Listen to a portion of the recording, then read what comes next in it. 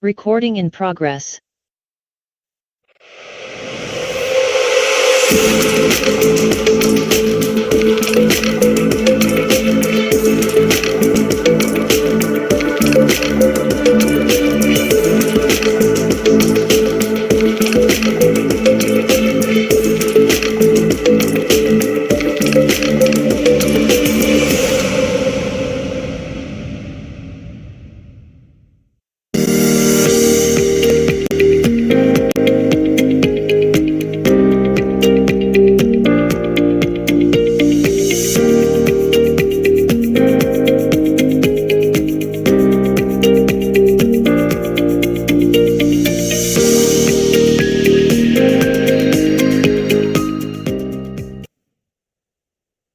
Hola, hola, muy buenas tardes para todos los que nos acompañan desde Latinoamérica. Muy buenas noches ya para quienes nos acompañan desde aquí Europa. Y muy probablemente si alguno se está conectando desde otro país en el cual sea la hora de madrugada, también bienvenido a esta que es nuestra última conferencia del Diplomado Internacional en Neurología Clínica Veterinaria. Nosotros estamos muy entusiasmados porque creemos que ha sido un proyecto fantástico, un proyecto maravilloso. Nos ha llenado de orgullo poder contar con tantos ponentes de diferentes países y obviamente exaltando el nivel de la neurología para los que han tenido la oportunidad de hacer seguimiento de todas las clases se han dado cuenta un poco de que este nivel académico realmente es un nivel alto y lo que pretendemos con estos cursos es precisamente el crecimiento tanto en la clínica como en la práctica quirúrgica de cada uno de los que participaron. Para los que no me conocen o no me identifican, soy Cristian Gómez, director de VetCan Specialist, empresa organizadora del diplomado, y queremos aprovechar esta oportunidad para decirles que estén muy atentos a nuestras redes sociales porque siempre procuramos hacer cierres con cursos prácticos, workshops de nuestros cursos online. Ya hemos tenido varias versiones de talleres de neurocirugía en diferentes países latinoamericanos y recientemente en junio tuvimos un taller de neurocirugía en Valencia, España, pero esperamos que podamos seguir de la mano de las alianzas con diferentes empresas dedicadas a la formación, llevando estos talleres de tan alto nivel académico a otros países, principalmente de Europa del Este. Quiero también aprovechar para invitarlos a que aquellos que no solo practican la neurología, sino que les gusta alguna otra especialidad, que ya vienen para este segundo semestre, otros cursos y posgrados de la mano de la Universidad Católica de Murcia en especialidades como cirugía abdominal, diagnóstico por imagen avanzada en tomografía computarizada y resonancia magnética y oncología veterinaria. Todos con la misma metodología, el mismo nivel de certificación y obviamente con el mismo nivel académico que nos caracteriza. Quiero aprovechar este momento para agradecerles a ustedes, los participantes, porque sin ustedes no sería posible. Obviamente lo hacemos por ustedes y el hecho de que hayan confiado en nosotros para formarse y crecer como veterinarios en esta especialidad, pues a nosotros obviamente nos llena de satisfacción. Y finalmente, quiero agradecer a todo el equipo que está detrás, Ana, que probablemente nunca la ven, pero que hace parte del equipo técnico, a Catalina, nuestra coordinadora de programas online, y a Esteban, nuestro coordinador académico, quienes se han entregado en alma y cuerpo para que este proyecto saliera adelante. Y a quien nunca ven ustedes ahí, pero que nos está apoyando con la traducción, María, ella obviamente hace parte del equipo. Eh, Sin más que contarles un poco al respecto, de nuestra parte, total agradecimiento por su confianza y obviamente a todos los ponentes que se han sumado a esta iniciativa y que nos han apoyado con su talento, con su experiencia clínica y su conocimiento. Aprovecho entonces para botarle la pelota a Catalina, que tendrá algunas cositas que contarles en este cierre de nuestro posgrado o diplomado internacional en neurología clínica veterinaria. Muchas gracias, Cris. Bueno, muy buenas tardes a todos, los saludo. Y de mi parte, igualmente felicitarlos por el compromiso que han tenido igualmente e informarles que tenemos fechas importantes ya que hoy será nuestra última clase, como dijo Cris, pero no es el cierre del curso, ya que tendrán acceso a la plataforma hasta el próximo 13 de septiembre, día en el que se cerrará definitivamente la plataforma, así que tendrán hasta ese momento para ver las conferencias que más les gustaron, ver las que les han hecho falta, o si quieren repetir varias veces, no hay ningún problema. Importante, entrega de certificados. Los certificados de asistencia se iniciará el envío el día 15 de septiembre, ¿listo? Entonces, usualmente como son muchas personas, se demora entre el 15 y el 16 de septiembre, ¿vale? Para aquellos que están en la modalidad experto universitario, este calendario está sujeto a la agenda de la universidad, ¿vale? Pero ya que está todo más adelantado el proceso, estamos esperando que la entrega sea entre septiembre y principios de octubre. Así que igualmente, como siempre, pueden estar hablando conmigo mediante el WhatsApp, que yo estaré atenta a todas sus preguntas, a todas sus sugerencias. Así que, sin más preámbulos, esa sería toda la información que tengo que darles yo. Y le doy paso a Esteban, nuestro super coordinador académico del programa, que realmente fue una ayuda increíble. Así que, Esteban, te toca. Bueno, muchas gracias. Bueno, buenas noches a todos, buenas tardes. Nos metemos de lleno a lo que nos compete esta noche. Como saben, estamos en el último módulo, en la última clase, y hoy vamos a tener el honor de presentar al doctor John Prager, que nos va a estar hablando de terapia regenerativa. Así que les presento al doctor. El doctor John Prager se graduó con distinción en ciencias veterinarias y un título intercalado en neurociencia de la Universidad de Bristol en 2013. Después de un breve periodo de trabajo en Sudáfrica, regresó al Reino Unido y trabajó en la práctica veterinaria mixta durante 18 meses. Luego realizó una pasantía rotativa de un año en medicina y cirugía de pequeños animales de 2015 al 2016. Luego John desarrolló interés en las lesiones de la médula espinal y completó un doctorado en medicina regenerativa y neurociencia en la Universidad de Bristol en 2019, investigando el trasplante de células epiteliales olfatorias para lesiones de la médula espinal. Comenzó en el Royal Veterinary College en 2019 como investigador postdoctoral en un proyecto financiado por SRC para diseñar una neuroprótesis inteligente para controlar la incontinencia después de una lesión de la médula espinal. Y actualmente trabaja como residente en Bristol Vet Specialist. Dr. John, welcome.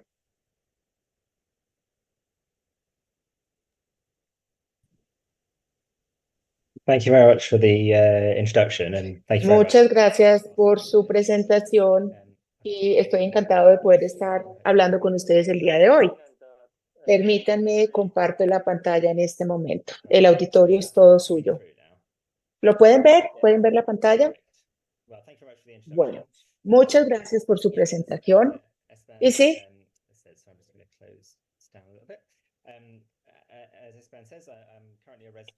bueno, actualmente soy residente en neurología veterinaria en Bristol Vet Specialist en Inglaterra, aquí en el Reino Unido. Quiero decirles que no soy un neurólogo especialista. Soy residente en este momento en neurología veterinaria. Espero ya hacerlo pronto en especialista, pero todavía sigo en la Universidad de Bristol. Entonces, y tengo mi PhD y doctorado actualmente con medicina regenerativa y con lesiones de la médula espinal. Entonces, quería mostrarles, esta es Bristol Vet Specialist, donde yo trabajo. Es un hospital nuevo y esto lo terminaron el año pasado, a finales del año pasado, y es un lugar maravilloso para trabajar.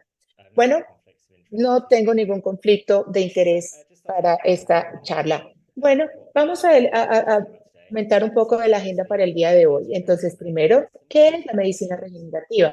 ¿Cuáles son sus definiciones? Algunos enfoques para la medicina regenerativa. Yo creo que principalmente los trasplantes de células madre es algo, va mucho más allá de esto.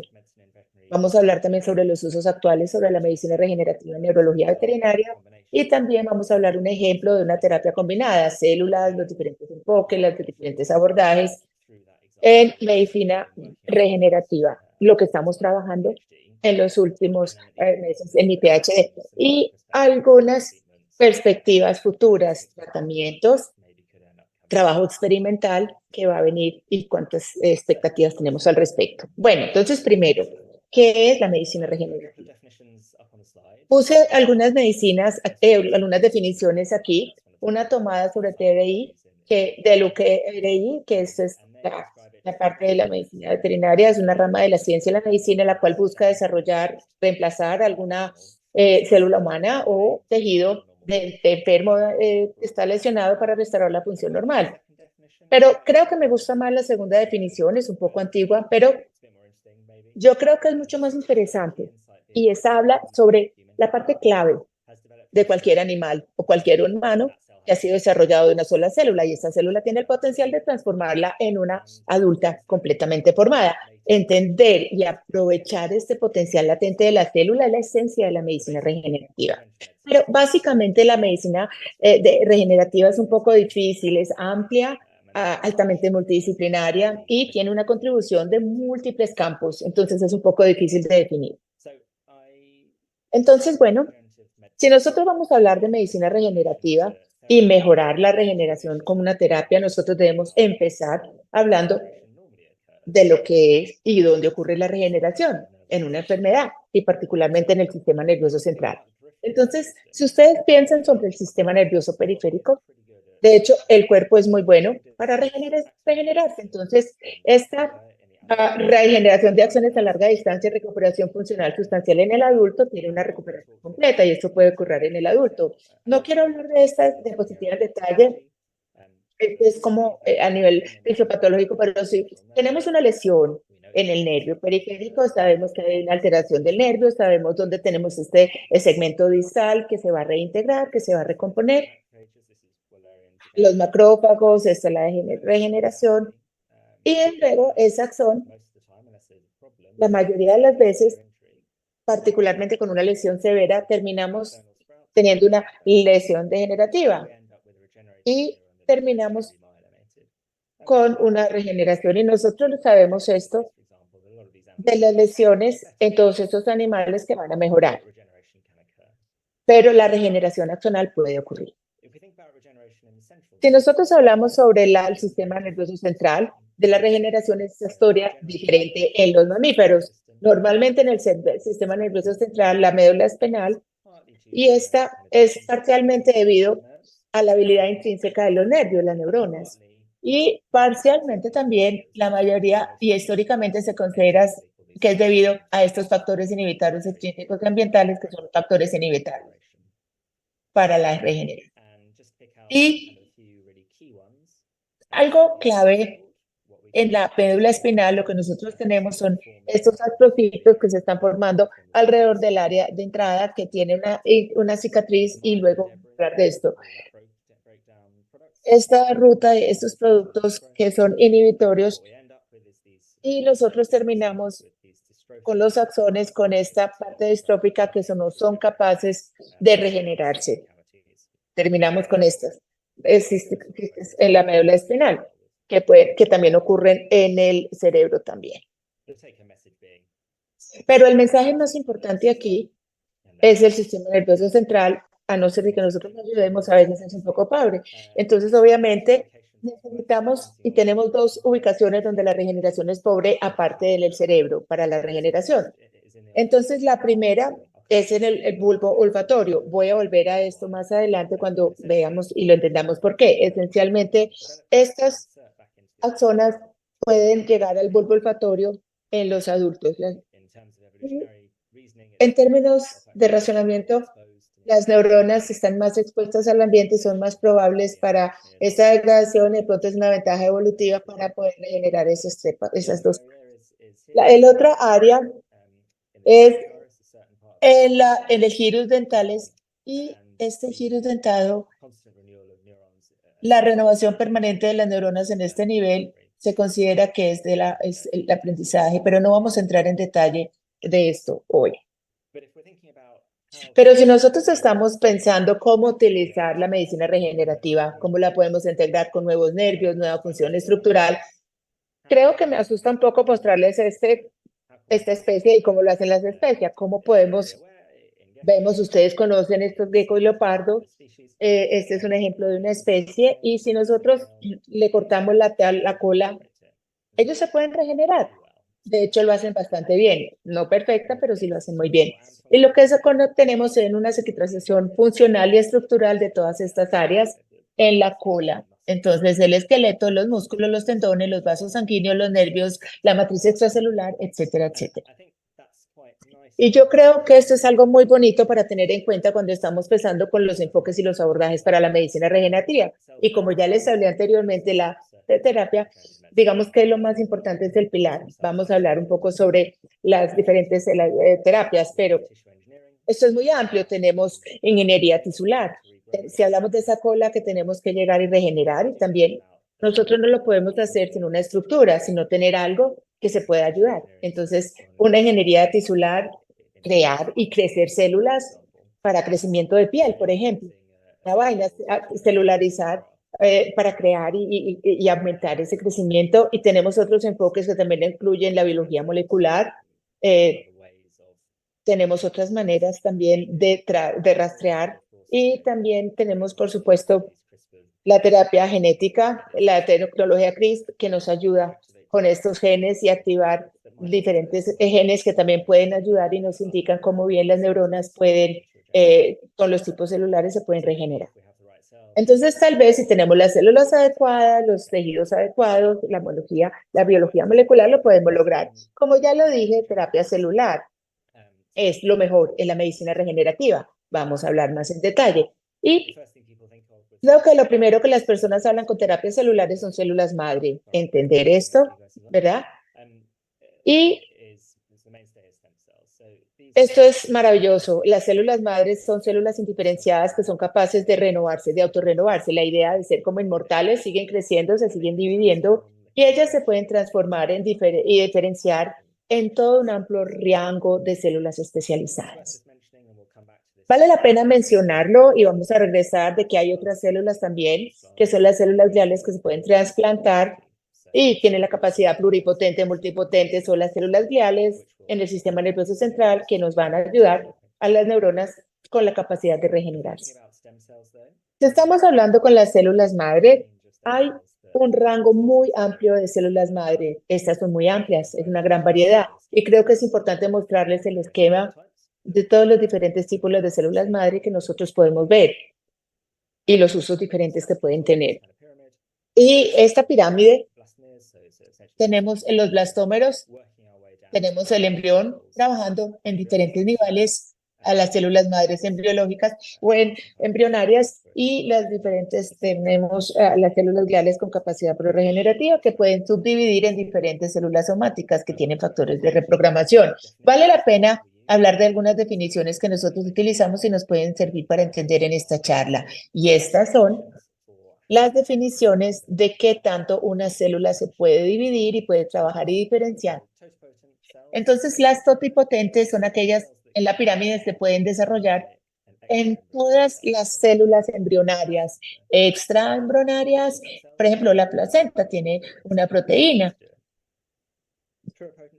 Las pluripotentes son aquellas, son células embrionarias de células madres que se pueden desarrollar en todos los tipos de células del cuerpo, pero no en las extraembrionarias.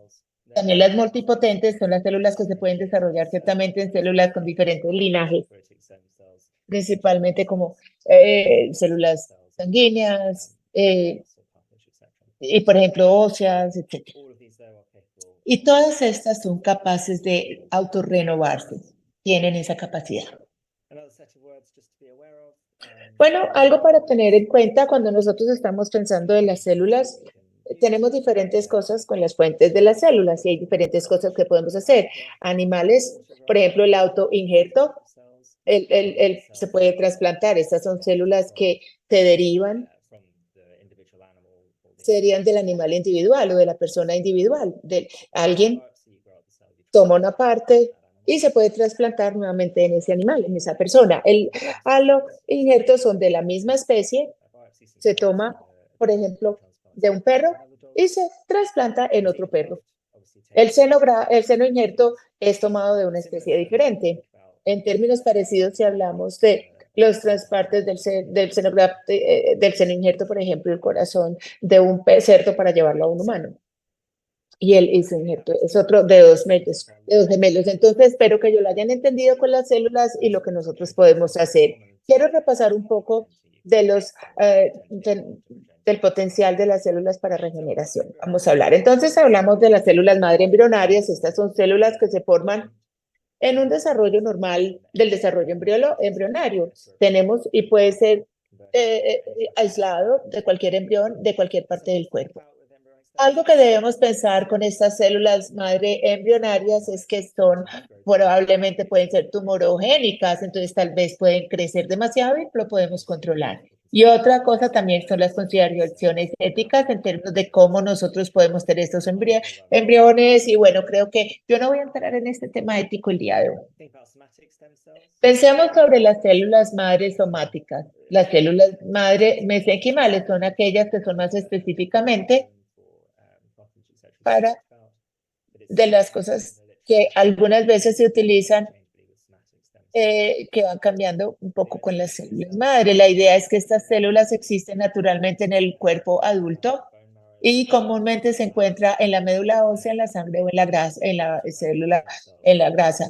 Y estas células madre pueden son multipotentes, existen en el cuerpo, entonces se puede hacer un autoinjerto, por ejemplo, coger hueso, agarrar células y del mismo animal poderlas trasplantar, pero puede ser un poco difícil de aislar. Por ejemplo, las células madre neuronales muchas veces son difíciles de aislar. Cuando hablamos de la medicina regenerativa en neurología, me gustaría hablarles un poco sobre estas células madre neuronales. Entonces, de nuevo, son células encontradas que sí existen en el cuerpo adulto, son difíciles de encontrar, son multipotentes y están muy bien descritas, como podemos observar en este esquema experimentalmente, como podemos diferenciar estas células en todas las células del sistema nervioso. Tenemos las diferentes células gliales, los tipos de neuronas, etcétera. Pero esta diferenciación es un poco complicada. Bueno, las células madre pluripotente inducidas, si ustedes vieron en el esquema, estas son células madre que son muy emocionantes. Son tipo de células, se identificaron hace 20 años y aún se ve un poco reciente. Entonces es emocionante. Son células que se derivan de cualquier célula somática, grasa, piel, fibroblastos. Y también pueden ser pluripotentes. Este es un conjunto de factores que se reprograman en esas células hacia, por ejemplo, unas células madres pluripotentes para unas células embrionarias. ¿Qué significa con esto? Que si podemos hacer un injerto, un autoinjerto es posible, por ejemplo, de piel, de grasa, de fibroblastos. Devolver estas células se programan para que se conviertan las células madres pluripotentes, se tratan estas células luego con la programación de los factores de crecimiento y luego van a crecer donde nosotros queramos. De nuevo, hay un argumento con el cuento del riesgo de la tumorogénesis, el uso como un tipo celular intermediario. Eso todavía está la pregunta. Si se obtiene, por ejemplo, estas células madres pluripotentes se deben diferenciar. Para un trasplante no siempre se puede realizar. Y también la diferenciación de estas células en lugar de reprogramación, estas células madre requieren diferenciación, requieren una modificación genética con mucha frecuencia. Por lo tanto, sí hay consideraciones éticas alrededor de utilizar estas células madre pluripotentes. Y como oncogénesis, se reprograman utilizando como los retrovirus y, bueno, hay un riesgo potencial de tener.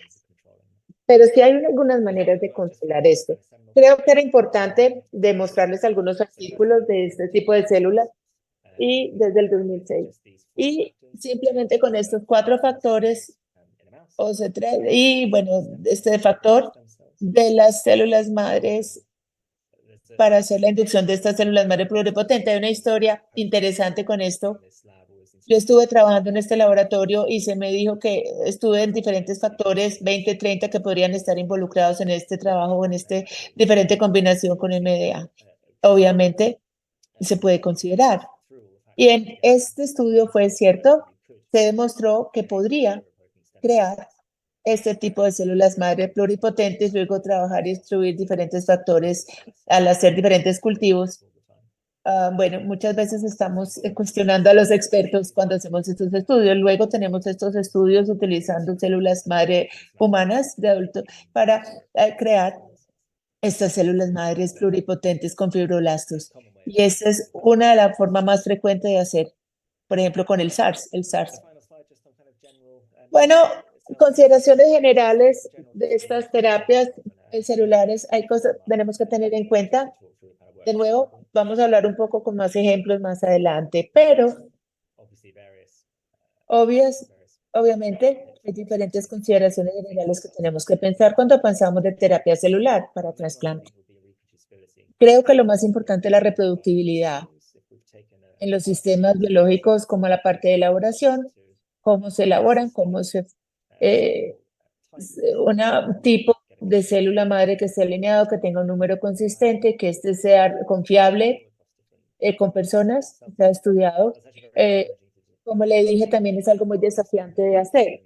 Y hay diferentes tipos de células para definir exactamente cuáles son los tipos celulares y cómo podemos definirlos y qué marcadores debemos utilizar. Entonces, por lo tanto, tenemos que tener y pensar en la parte de elaboración. Principalmente el control es un área un poco complicada de tener. Obviamente tenemos que tener cuidado con la esterilidad, tenemos que tener un control de calidad, la condición de la enfermedad con el donante y el cultivo también, que sea estéril, que todas estas cosas las tenemos que considerar. La prueba de eficacia también es algo, población heterogénea. En primer lugar, es importante cómo vamos a comparar entre el trasplante, cómo vamos a evaluar los resultados.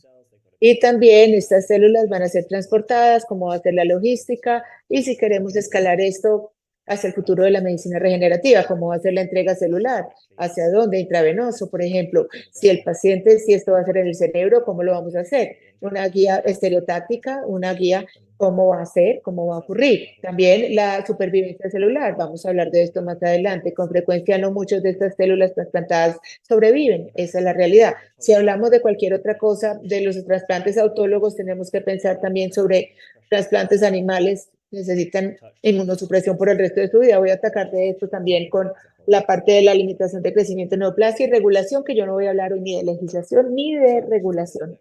Entonces quiero hablar un poco sobre unos ejemplos de cómo nosotros podemos hacer trasplante celular en clínicas y en la clínica principalmente. Y esto es utilizando células envolventes olfativas en unos perros parapléjicos crónicamente con lesión de la médula espinal. Esta ha sido parte de mi PhD y bueno, algo es trabajo también que he hecho yo solo y en conjunto también en mi PhD.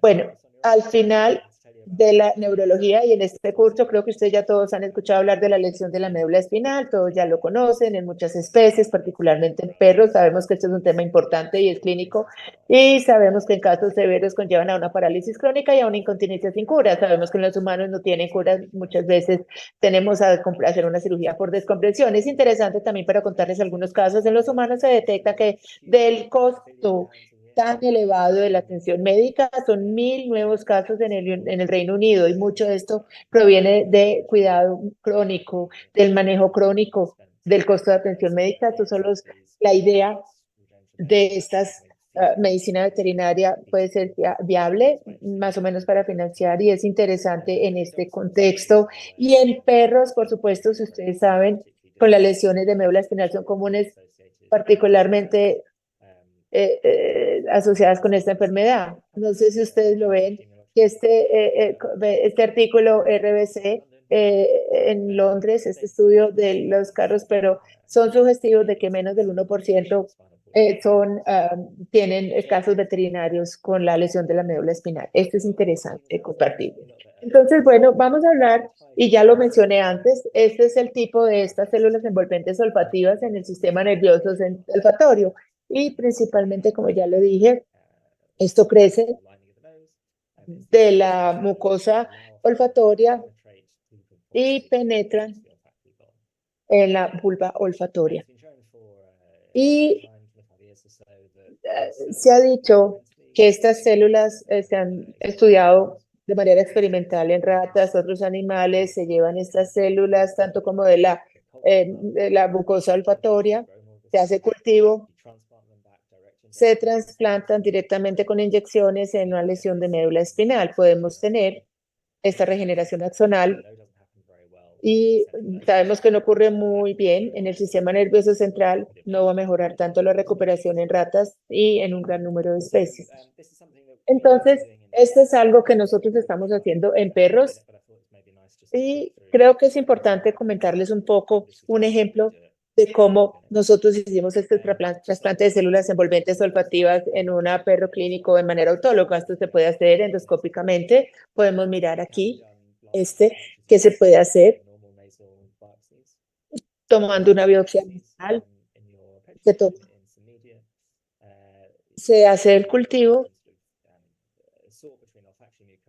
Entonces, entre la parte del olfatorio, la mucosa nasal, de donde nosotros tomamos esta muestra, y también lo hacemos con diferentes pasos para tomar este autólogo, este injerto, y lo tomamos a las células, y estas son las células que se fueron, y las podemos caracterizar, y tenemos algunos marcadores que nosotros utilizamos para poderlo aislar. Esa es inmunofluorescencia, inmunoquímica, buscando las células que sí estén y puedan ser compatibles. Luego las colocamos en esta solución salina, las inyectamos en la médula espinal. Entonces hacemos esta guía y con agujas espinales aplicadas, colocadas directamente en la lesión de la médula espinal y bajo anestesia. Y luego se hace un ensayo doble ciego controlado que ya les voy a comentar. Son algunos ejemplos de los cultivos y casi que podemos apreciar que empezamos con estas células. No tenemos muchas al principio, pero luego unas 4 o 6 semanas podemos observar, nos dicen que están creciendo estas células y luego podemos tenerlos y terminamos con diferentes células que se pueden trasplantar. And we're more moving towards Este es el ensayo aleatorizado, doble ciego y controlado de trasplante de las células envolventes olfativas para las mascotas caninas. Este fue el estudio que hicimos. Y quiero tocar este ensayo y les quiero comentar sobre este ensayo led a little over 10 years ago.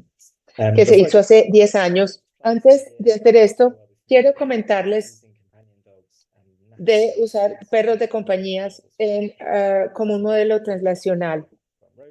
Esto es como lo que hicimos en términos de investigación.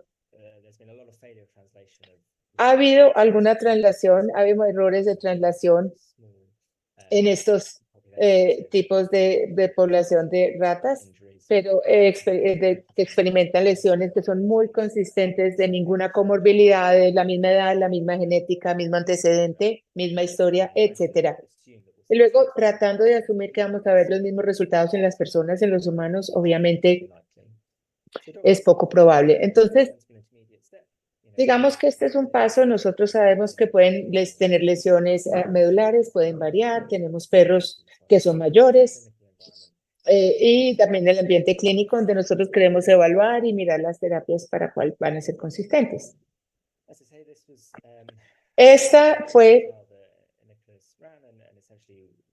esencialmente lo que nosotros hicimos, fue que nosotros evaluamos perros con paraplegia crónica.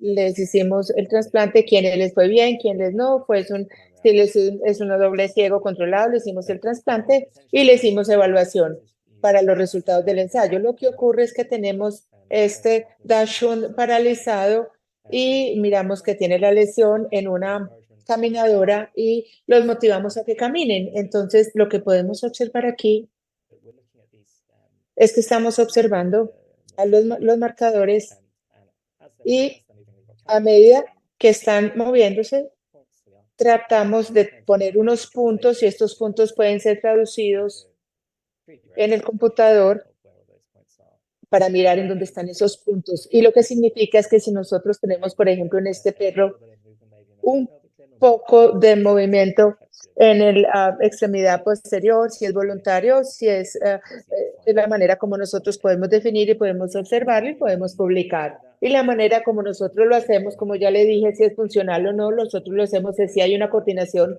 que está ocurriendo entre las extremidades anteriores y posteriores. A medida que están caminando, podemos mirar si hay movimientos en las extremidades pélvicas y podemos pensar en estas, en el eje X, si hay algo de enfermedad o no. Y si hacemos esto de una gráfica en formas y en ciclos repetidos, podemos mirar la coordinación combinada entre las extremidades anteriores y posteriores, cuáles están sanas y cuáles no. Todos estos puntos deben estar alineados. Debe haber un nivel y un intervalo de acoplamiento. Lo que nosotros encontramos en un perro con una lesión de médula espinal, miramos diferencias y hay irregularidades entre los dos, de extremidades entre las anteriores y posteriores. Hay diferencias y es algo que nosotros lo podemos cuantificar. Un poco más sistemático de cómo se hace este ensayo, mirando los perros y tenemos la parte del acoplamiento, del nivel de acoplamiento, si están bien o no. Y los resultados de la publicación es muy emocionante con esto. Lo más interesante es que esto también se ha hecho en humanos. Los trasplantes autólogos de células de la mucosa olfatoria también se han hecho en lesiones de médula espinal y esto motiva a toda la población a hacerlo. Lo que nosotros encontramos es que los perros paralizados responden un poco, un 25% respondieron más o menos de mejoría de la extremidad posterior y uno de ellos no. Entonces, estos perros paralizados, hacerlos que caminen es maravilloso y nos ayuda un poco a avanzar con esto. ¿Pero por qué? ¿Por qué ocurre esto? Volvemos a regresar a nuestro gecko leopardo y los abordajes y los enfoques de medicina regenerativa. Nosotros necesitamos pensar los diferentes enfoques en todas las estructuras que pueden estar involucradas. Y si tenemos esta fisiopatología tan compleja con la terapia combinada, tenemos esta estructura en el espacio que queremos que lleve a regenerar las neuronas y nosotros tenemos esta área inhibitoria, esta cicatriz glial en esta área. También tenemos diferentes terapias y como nosotros lo podemos abordar es utilizar diferentes modalidades, diferentes enfoques, del cual vamos a repasar en este momento, lo vamos a hablar. Esta es la idea de utilizar un material, crear una estructura como un andamio con una cicatriz real y también para proteger la sobrevida de las células que se han sido trasplantadas y tener el éxito de esa cicatrización. Entonces, los hidrogeles, ¿qué son los hidrogeles?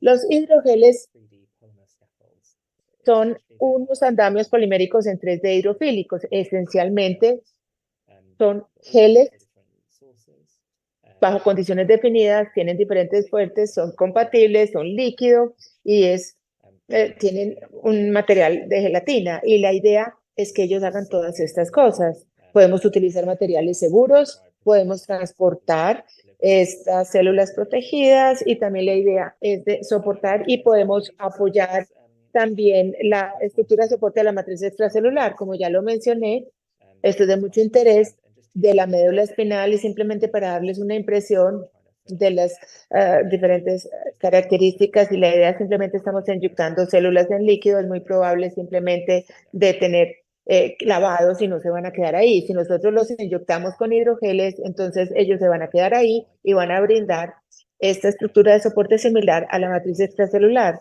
Tenemos también,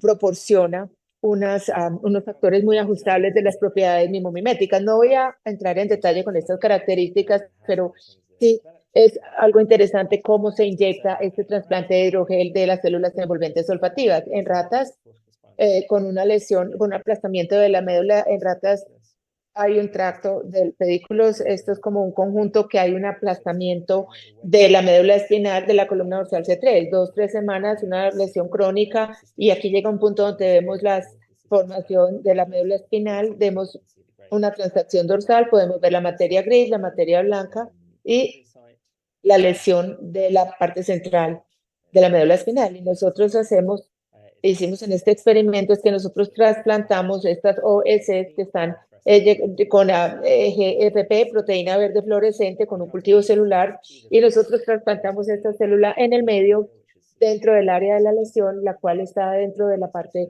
blanca. Esta, y las células OS con hidrogel, y creo que se ve muy claro en las secciones y se puede cuantificar que la supervivencia de este trasplante tenemos una mayor sobrevida de las células, 4 o 5%, pero estas son cosas importantes que podemos hablar con un trasplante para la supervivencia de estas células envolventes olfativas en términos del porcentaje de supervivencia, pero mucho más la supervivencia y también para ayudar con la lesión es donde nosotros queremos que se queden las células y podemos ver que con el hidrogel esto nos ayuda con esta matriz extracelular, esta estructura de la matriz extracelular. Y si nosotros veremos algunas de cómo están estas células y vemos esta parte del marcador neuronal, podemos observar neuronas que están empezando a crecer alrededor de este hidrogel.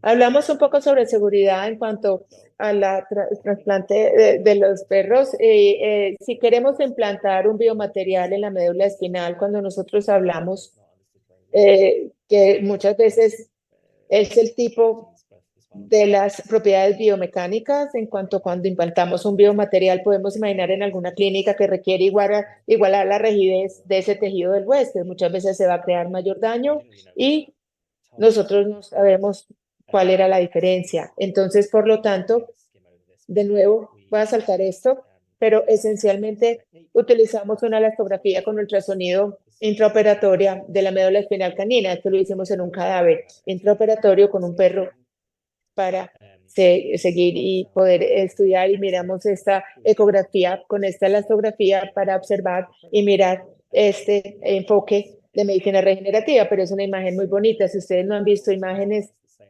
así, creo que esta es una ventana que se puede abrir, vemos la médula espinal aquí, podemos mirar la sección sagital muy bien, y de hecho podemos ver incluso la compresión del canal central subyacente al espacio del disco, y vemos también es identificar cómo ver, y podemos hacer con unas técnicas de elastografía. Es una técnica bastante buena y mide en la periferia de la médula espinal la lesión, entonces nos ayuda bastante para mirar la rigidez del tejido. Bueno, no voy a entrar muy en detalle sobre esto, pero la rigidez de la médula espinal es muy diferente entre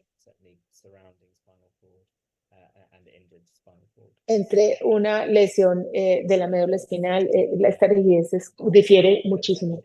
Entonces, esencialmente, esto nos da como un objetivo donde nosotros podemos elaborar ese hidrogel para poder trabajar en estos pacientes.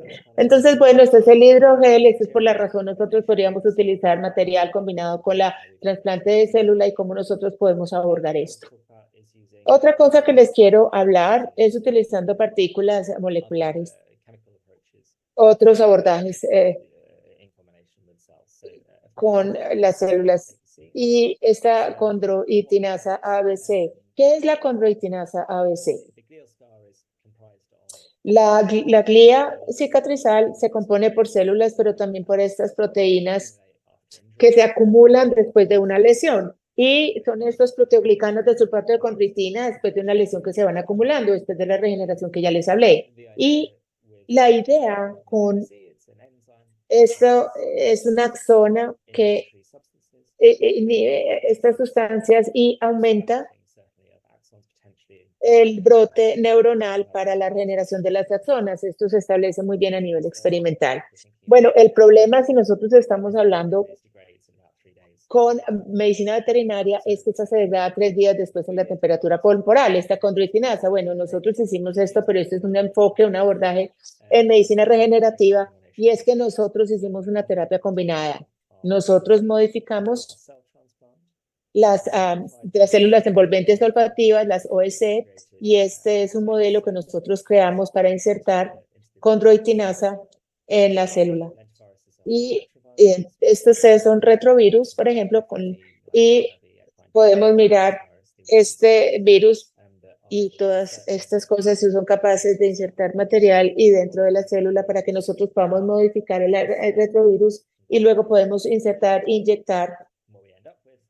esto. Y lo que terminamos haciendo son aquellas células que fueron modificadas hacia expresar esta condroitinasa con su función. Entonces esa maquinaria empieza a expresarse y empieza a haber un brote neuronal. Esta enzima digiere proteoglicanos de sulfato de condroitina, permitiendo la regeneración. Esto fue demostrado y este modelo se pudo, en un modelo de roedor que nosotros hemos tanto, también lo podemos hacer en referentes, esto no lo estoy mostrando aquí, pero sí lo logramos hacer, este modelo de roedor en un movimiento voluntario, lo logramos con permitiendo la regeneración y el brote neuronal bastante bien con una enfermedad. Entonces, lo otro es este experimento en ratas, en roedores, para ver cómo se puede alcanzar y cómo se puede lograr. Bien, si se puede expresar la condroitinasa con la función. De nuevo, hicimos este mismo, de lo que les acabo de hablar, una lesión de la médula espinal en el tracto de la médula. Lo más importante es para movimientos voluntarios, por ejemplo, de las personas, esto también. Y la función de la mano, que es la más deseada para hacer como el alcance con la pata delantera de la rata. Entonces, generalmente no tanto en perros, pero esto fue un modelo que pudimos hacer, es un modelo transaccional. Y lo que es más interesante, si miramos cómo las personas y las ratas atraviesan el proceso de poder llegar a agarrar, alcanzar, y se define muy bien, son pasos. Hay una consistencia en cómo las ratas pueden llegar y agarrar en comparación con los humanos, lo cual es muy interesante cuando se hace una comparación. Entonces, también hablamos del esquema del experimento, pero eso se dice que se trasplanta ratas en la lesión, tanto del grupo control con células solas expresando el GFP, células expresando condroitinasa enzima, un estudio piloto de trasplante OSC con condroitinasa encapsuladas en hidrogel en mascotas caninas crónicamente parapléjicos. Ese es un acceso de brote y podemos mirar un brote neuronal y podemos mirar que estamos bien y que se puede recuperar y puede haber una regeneración neuronal. Es para resaltar especialmente que es una prueba de comportamiento en este estudio. Y en términos de los resultados de comportamiento podemos mirar esta prueba. Vemos este esquema en escenarios, en esta jaula, en esta rata, y se tiende a llegar y agarrar. Tratan de hacer este alcance con la pata delantera y sabemos que son trasplantes de medio en animales controles que tenían una lesión y luego se hace del trasplante y para llegar a agarrar con la pata delantera. Aquí tenemos las ratas que han sido trasplantadas con las células de la condroitinasa.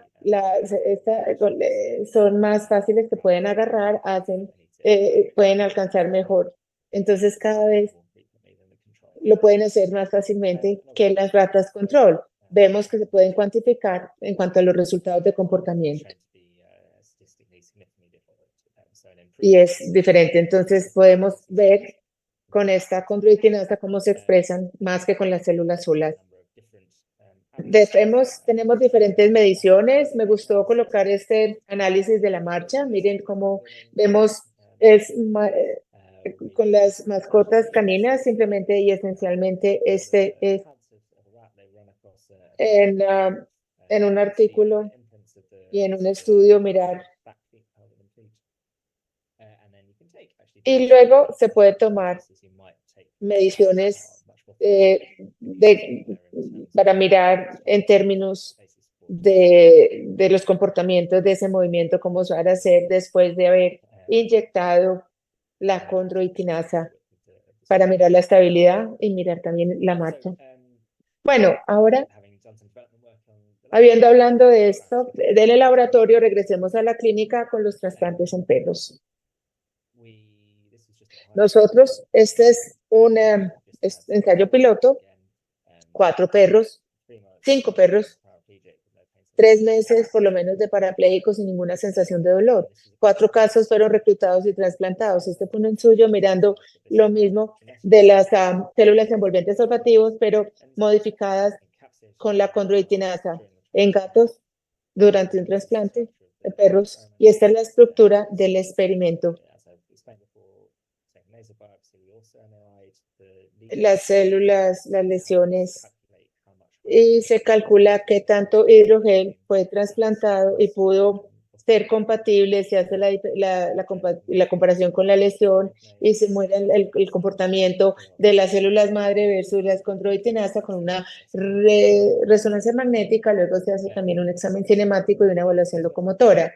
Creo que me pareció importante resaltar un poco estas lesiones de la médula espinal con una resonancia. Es la fase crónica de la lesión con una intensidad T2 y esta transversal que nosotros podemos ver esta calidad cística a través de esta área. Podemos mirar esta parte de la médula espinal, el área de la médula espinal, y así es como nosotros calculamos al hacer el rastreado de la cavidad de la médula espinal para determinar el volumen del hidrogel, la lesión, el volumen, y lo podemos medir ciertamente.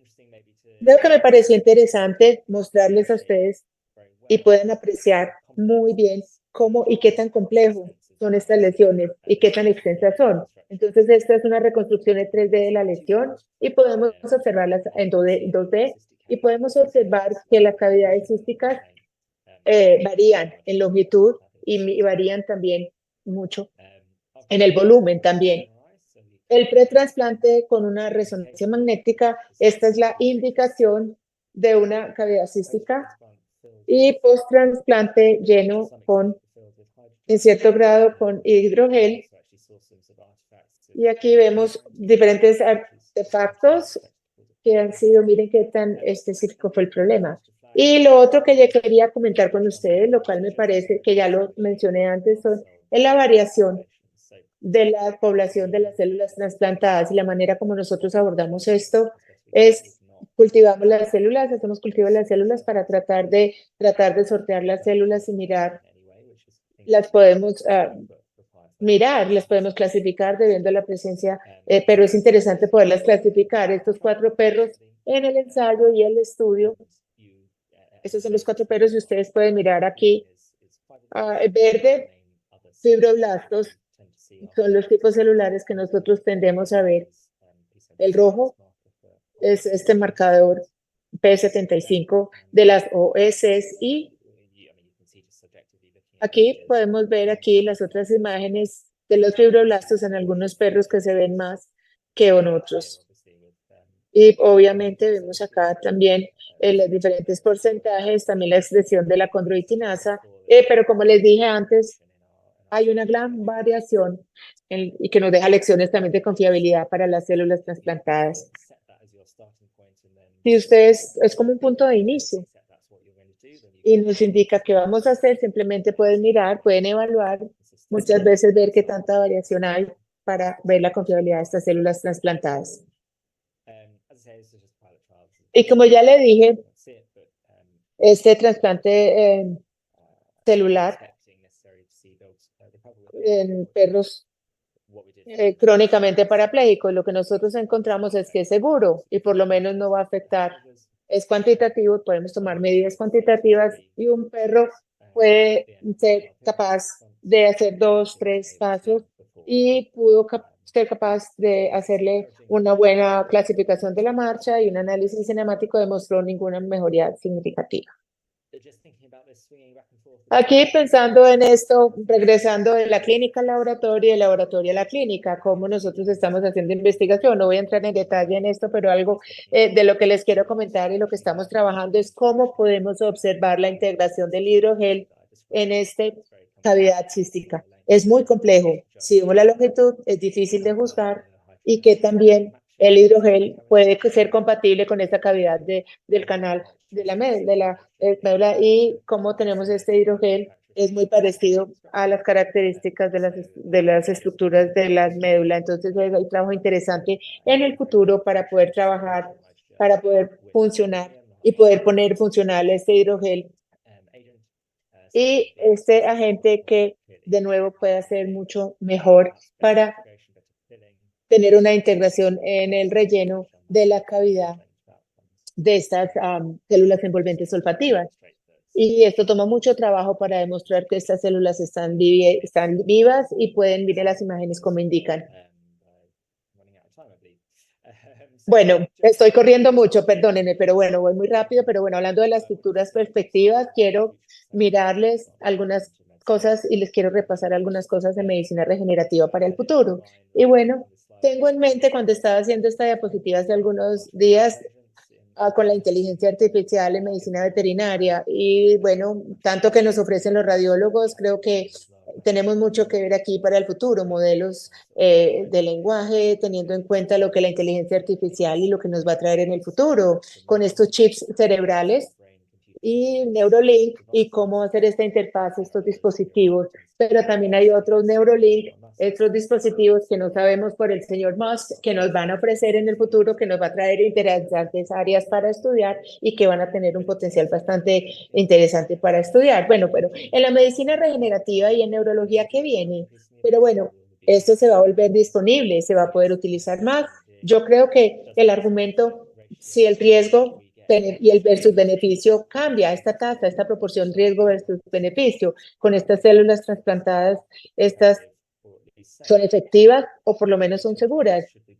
Lo que tenemos que pensar es utilizar estos riesgos y bueno, no esperar mucho tiempo después de una lesión de la médula espinal aguda hasta que sea más difícil de pensar con esta regeneración o hacer un trasplante celular, tal vez hacerlo en una fase aguda, pero si pensamos que estas células son seguras y las podemos hacer, sería fácil de hacer en una lesión aguda. Y algo interesante, alguien ha hecho estudio. Entonces, de hecho, esto es de algunos años del 2019 y hay un estudio interesante y vemos con estos artículos con células precursoras neurales autólogas derivadas de piel en un perro con células de madres mesenquimales y tejido adiposo halogénico. Se estudiaron 22 perros randomizados en dos grupos. Estos perros después de una lesión aguda de la médula y también una extrusión discal. Perdón, tengo que ser específico, estoy hablando muy rápido, pero entonces que tenían siquiera un tratamiento normal, una descompresión, o habían tenido una laminectomía después de un trasplante de estas células. Simplemente las células básicamente después de cirugía, trasplantadas después de cirugía. Bueno, a estos perros les fue bien y con la sensación de dolor ellos se recuperaron para poder caminar, era lo que nosotros esperábamos. Lo que fue muy interesante es que el tiempo medio de recuperación en estos perros con el trasplante celular fue de 7 días. Sin células trasplantadas fue de 21 días la recuperación para la coordinación pélvica y torácica. Entonces es algo interesante de este estudio. Esto no es perfecto, pero si nosotros podemos mejorar la parte del movimiento, esto es grandioso, esto es interesante y tal vez podemos estar usando esto mucho más. Y bueno, el trasplante de estas células madre pluripotenciales, de lo que ya les hablé, tal vez se necesita una expresión para otros animales. ¿Qué podemos hacer para estas especies veterinarias? Bueno, sí, de hecho, estas IPCC ha sido usada en diferentes rangos de especies, perros, gatos, conejos, caballos, cerdos, ovejas, cabras y vacas, por lo menos en el perro se ha hecho estudio y vemos que estos fueron los primeros estudios que se utilizaron para ver regeneración en perros, caballos y gatos domésticos, gatos domesticados. Y bueno, un ejemplo, creo que este es un estudio que estamos mirando con las células madres pluripotentes con una lesión espinal espontánea. Son estudios experimentales. Y esencialmente esto demostró que podían crear células progenitoras neuronales de las células madres pluripotentes caninas. Son halogénicos, son células halogénicas, pero podrían diferenciarse en células progenitoras neurales y luego en 2 perros en este estudio con una lesión de médula espinal crónica con una inyección guiada con esta fluoroscopía con encapsulamiento en hidrogel. Podemos decir que esto es interesante, este estudio. Debemos estar haciendo más de esto, definitivamente. Y bueno, y una terapia con células precursoras neurales autólogas derivadas de piel con demencia Alzheimer en perros. Bueno, estoy yendo muy rápido por el tiempo, quiero respetar esto, pero este estudio es interesante con una médula espinal, con una enfermedad neurodegenerativa, se ha visto en humanos. Este estudio con Alzheimer o demencia en perros con un ensayo veterinario de prueba de conceptos. Se han estado estudios de estos y este estudio es muy interesante utilizando perros con este concepto en la traducción de este modelo translacional. Y son un estudio pequeño de 6 perros domésticos con una disfunción cognitiva canina. Se hizo con un síndrome similar a la demencia de Alzheimer. Fueron con células precursoras neuronales derivadas de piel autóloga. Se hizo una inyección del hipocampo inyectada en el cerebro. Finalmente, estos perros, 4 de 5 perros mejoraron con esta escala CCDR. También algo muy interesante con la histopatología en 3 perros en términos de la migración de la supervivencia de las células trasplantadas se confirmó dentro del hipocampo y también se aumentó una densidad sináptica del hipocampo aumentada y elevada, como ya lo mencioné. Por lo tanto, es una parte interesante de esto.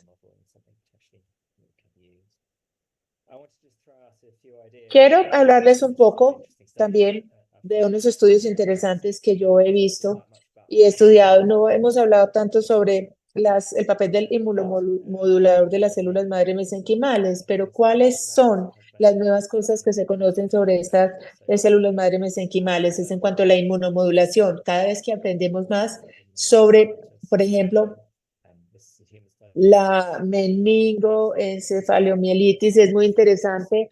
Tal vez esto es algo que vamos a repasar y vamos a revisar en las enfermedades futuras con estos perros. Esto va a salir nuevo y hay, bueno, cosas interesantes y nuevas perspectivas que están ocurriendo y están saliendo muchas cosas con esta proteína ácida fibrilar de las glías para hacer trasplante con estas células madre mesenquimales deben ser estudiadas,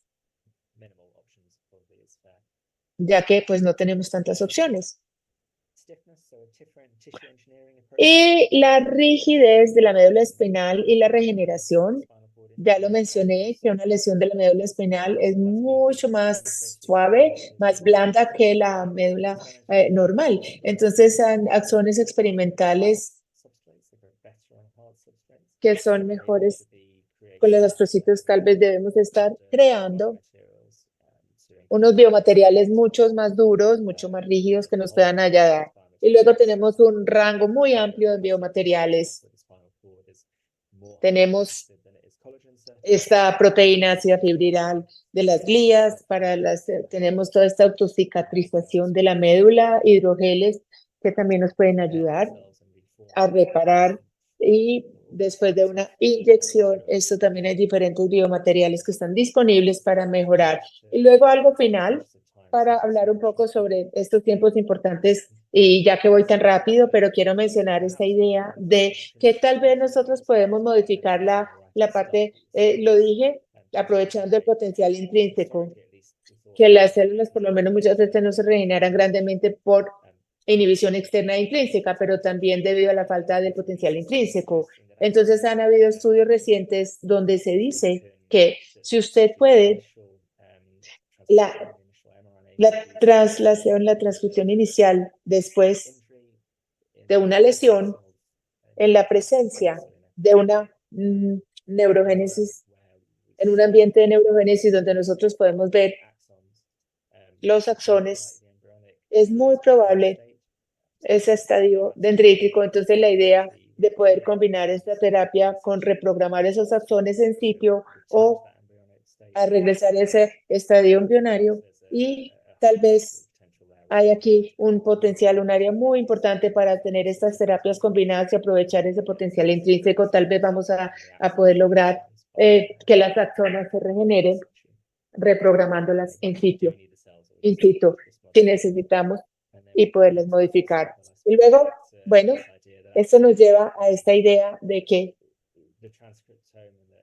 este término de transcriptómico, este perfil transcriptómico de las especies es interesante, y vamos a tomar ejemplos para regenerar la médula espinal de manera muy buena y mirando la comparación, haciendo comparativos entre los mamíferos y roedores y otras especies. Entonces, ¿cómo lo vamos a estar haciendo? Es interesante, ya lo veremos en términos de lesiones de médula espinal. Entonces, bueno, me disculpo porque fui muy rápido, simplemente quiero reconocer a varias personas, con las personas que he estado trabajando, con las que me han estado colaborando, en las instituciones donde yo he estado trabajando, y estoy muy contento en este momento de responderles alguna pregunta si tenemos tiempo.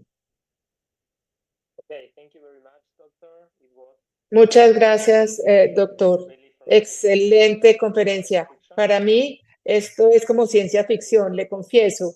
Bueno, y creo que para la mayoría de las personas aquí esto es ciencia ficción. Entonces yo creo que tendré que volver a ver la charla varias veces para poder repasar, para poder entenderla mejor.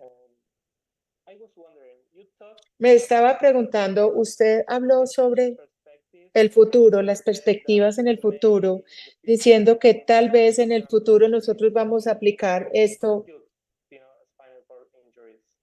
para lesiones espinales. ¿Cómo va a ocurrir esto si usted tiene que tomar una muestra y tiene que hacer crecer estas células madre? ¿Cómo lo va a hacer? ¿Esto cómo va a ser? Sí, definitivamente esto es cierto. Muy bien. Ciertamente para los trasplantes autólogos que estamos tomando lo de un perro y lo estamos trasplantando de nuevo.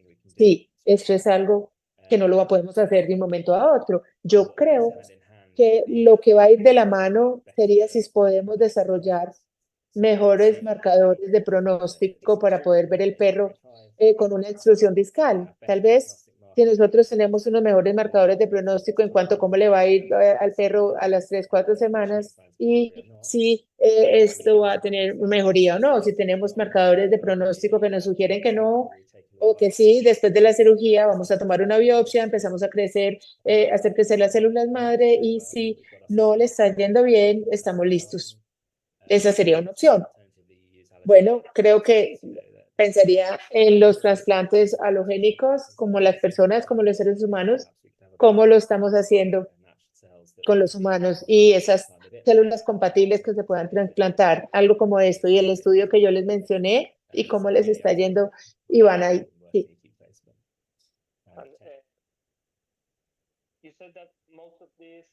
Usted dijo que la mayoría de estos están en proceso de investigación, ¿verdad? Están, perdón, se me cortó un poco su voz. Sí, usted comentó que esto del hidrogel está aún un poco en proceso en la fase de investigación, ¿cierto? Sí, sí, sí, sí, sí, sí. Sí, se ha demostrado seguro, pero sí, pero cuando usted aplica para los pacientes a futuro, esto va a ser un tipo como de que puede ser asequible para las personas. Esto depende muchas veces en qué tipo de hidrogel usted esté utilizando. Es una de las razones por nosotros usamos colágeno, porque este es más fácilmente asequible y es más barato, ¿verdad? Por eso usamos colágeno. Entonces, esto está dentro de la posibilidad de conseguir. Y sí, es cierto, si nosotros estamos mirando estos componentes más avanzados, vemos que al final sí son costosos, en el momento no son tan asequibles, van a ser un poco difíciles. Pero bueno, con estas nuevas tecnologías, estas se van a volver más baratas y tal vez más asequibles para todos. Seguramente que sí, en el futuro cercano, claro que sí. Por ahora no tenemos más preguntas. En caso de que haya alguna pregunta de parte de la audiencia que van a ver esta charla grabada, esta clase grabada, ¿le podemos enviar las preguntas por correo? Sí, absolutamente, no hay problema. Ustedes tienen mi correo, me pueden enviar las preguntas. Bueno, muchas gracias, doctor. Contamos con usted en el futuro. Contamos con usted para el futuro. Sí, muchas gracias a ustedes por tenerme aquí. Bueno, feliz noche, doctor Prager. Hasta pronto. Bueno, hemos llegado al fin del curso. Muchas gracias a todos. Recuerden las fechas que les mencionó Carolina. Y bueno, la verdad que muchas gracias a todos por haber participado, por haber preguntado tanto, por estar tan atentos. La verdad que ha sido un placer para mí y para todos nosotros que hayan estado acá y esperamos poder contar con ustedes para próximos eventos. Buenas noches a todos.